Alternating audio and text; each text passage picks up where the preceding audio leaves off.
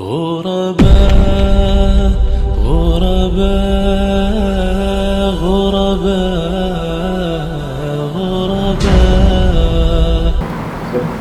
السلام علیکم ورحمۃ اللہ وبرکاتہ. ایک حدیث ہے اللہ کے نبی صلی اللہ علیہ وسلم کی، جس کے راوی ہیں ابو امامہ رضی اللہ تعالی عنہ. ابو امامہ رضی اللہ تعالی عنہ فرماتے ہیں کہ قال رسول اللہ صلی اللہ علیہ وسلم، نبی صلی اللہ علیہ وسلم نے فرمایا، اذا اراد اللہ بعبد خیرا. اور ایک حدیث میں یوں الفاظ بھی ہیں کہ من یرد اللہ بہ خیرا، اللہ تبارک و تعالی جس کے ساتھ خیر کا ارادہ فرما لے. تو بتائیے، اللہ جس کے ساتھ خیر کا ارادہ فرما لے وہ بندہ کتنا خوش نصیب ہوگا. اس کائنات کی سب سے قیمتی چیز خیر ہے. خیر جسے نصیب ہو گئی سمجھ لو اسے سب کچھ نصیب ہو گیا. اور خیر کس کے ہاتھ میں ہے؟ صرف اور صرف اللہ کے ہاتھ میں. تبھی تو اللہ کے نبی علیہ السلام اکثر و بیشتر اپنی دعا میں یہ الفاظ پڑھتے تھے کہ بیدک الخیر، کہ اے اللہ رب العالمین خیر تیرے ہاتھ میں ہے.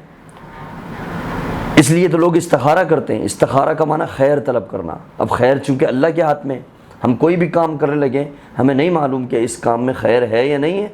خیر اللہ کے ہاتھ میں، تو اللہ سے خیر طلب کرتے ہیں. اسی خیر طلب کرنے کو استخارہ کہتے ہیں. استخارہ خیر طلب کرنا. تو خیر اللہ کے ہاتھ میں. جسے اللہ خیر دے دے سمجھ لو اسے ہر چیز مل گئی، دنیا کی ہر چیز مل گئی. اس حدیث میں کتنی عظیم خوشخبری بیان ہو رہی ہے.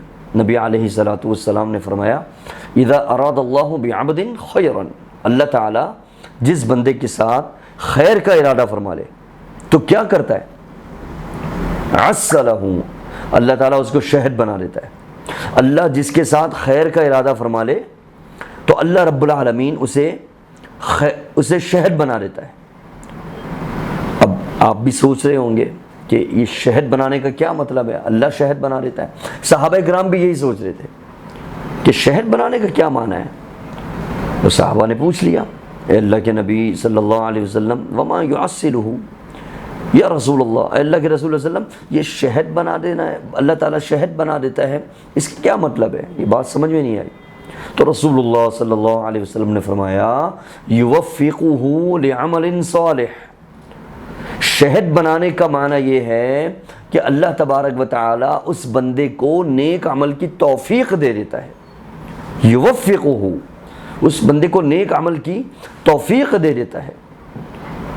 ثم یرضیہ، پھر اس نیک عمل پر راضی بھی ہو جاتا ہے. اور ایک روایت میں ثم یقبضہ علیہ، اور پھر اس نیک عمل پر اس کی روح بھی قبض کر لیتا ہے. یہ 3 اسٹیپس ہیں جو اس حدیث میں بیان کیے گئے ہیں. پہلا اسٹیپ، اللہ تعالیٰ اس کو نیک عمل کی توفیق دے دیتا ہے.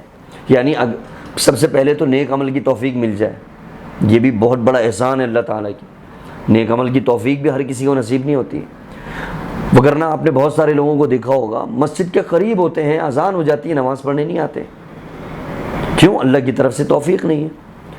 جن کو اللہ کی طرف سے توفیق ہوتی ہے وہ روزہ بھی رکھتے ہیں، وہ زکاتیں بھی دیتے ہیں، وہ نمازیں بھی پڑھتے ہیں.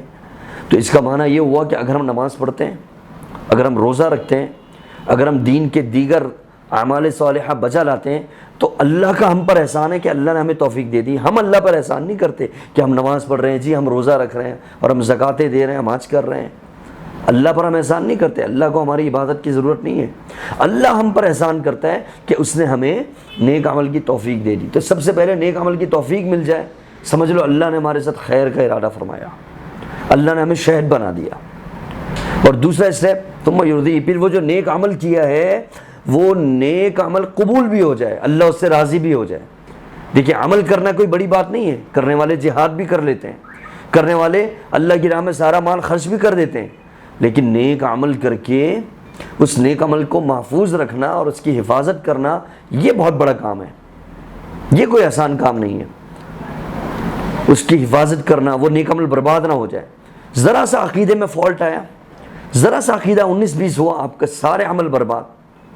ذرا سی گڑبڑ ہوئی اللہ کی صفات پر ایمان رکھنے کے حوالے سے یا اللہ کے عقیدہ توحید کے حوالے سے، ذرا سی گڑبڑ ہوئی، سارے عمل برباد. وَقَدِمْنَا الی ما عملوا من عمل فجعلناه هباء منثورا، قیامت کے دن بہت سارے لوگ اپنے اعمال لے کر آئیں گے لیکن اللہ ان اعمال کو برباد کر دے گا، ریت کے ذروں کی طرح اڑا دے گا۔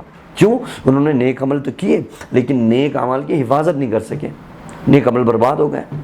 تو اللہ توفیق دے دے، یہ پہلا اسٹیپ ہے، پھر اللہ اس عمل کو قبول کر لے، یہ دوسرا اسٹیپ ہے، اور تیسری بات ثم یقبضہ علیہ، پھر اس نیک عمل پر ہماری روح بھی قبض ہو جائے، خاتمہ بالایمان ہو جائے، آخری عمل ہمارا اعلیٰ سے اعلیٰ، عمدہ سے عمدہ اور اللہ کو راضی کرنے والا نیک عمل ہو۔ ثم یقبضہ علیہ، کیونکہ نبی علیہ السلام نے ایک اور حدیث میں فرمایا انما الاعمال بالخواتیم، تمام اعمال کا دار و مدار خاتمے پر ہے، خاتمہ اچھا ہو جائے۔ اگر خاتمہ اچھا ہو گیا تو سب کچھ اچھا ہے، خاتمہ اچھا نہیں ہوا تو کچھ بھی اچھا نہیں ہے، پھر سب کچھ برباد ہو جائے گا۔ اللہ رب العالمین ہمیں نیک اعمال کی توفیق عطا فرمائے، ہمارے نیک اعمال کو قبول فرمائے اور ہمارا خاتمہ بالایمان فرمائے۔ اللہ تبارک و تعالی ہمارے ساتھ خیر کا اور بھلائی کا ارادہ فرمائے اور اللہ تعالی ہمیں شہد بنا دے۔ اقول قولی ھذا استغفر اللہ لی ولکم وآخر دعوانا ان الحمد للہ رب العالمین۔